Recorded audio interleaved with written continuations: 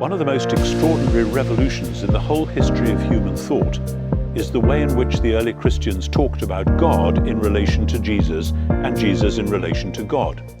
It used to be supposed that the early Christians started off with the idea of Jesus just as a human being, a wonderful teacher, quite possibly the Jewish Messiah, but then it was only later when the good news went out into the non-Jewish world, in other words, away from monotheism, that people started putting Jesus and God together. And so 100 years or so ago, people used to talk about theories to do with the ancient cults in the Greco-Roman world, which would hail some divinity as Lord, Kyrios. And so people said that's what happened. The Christians went out and they got this idea of lordship, and so they ascribed that to Jesus. Or they saw on their coins that Caesar was called the Son of God, and so they took that and applied it to Jesus.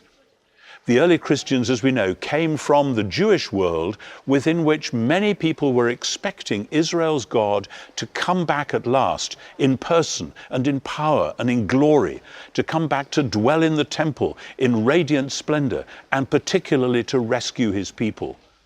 And what seems to have happened is that the very early Christians, looking at the events of Jesus' death and resurrection on the one hand, and of the giving of the Spirit and the leading of the Holy Spirit on the other, found themselves telling those ancient stories of what Israel's God had promised to do, and discovering that the only way they could say that he'd done it was by telling the stories about Jesus and the Spirit. So what we find in the very earliest days of Christian faith is that they were telling the story about God as the story about Jesus, and now telling the story of God as the story of the Holy Spirit. And yes, they borrowed all kinds of language. They picked up language from the Bible, from the uses like Son of God, and they maybe picked up other things from the surrounding culture, as well as the idea of the wisdom of God, which God used to make the world and which he then sent into the world to rescue and reshape it. And they fused all these together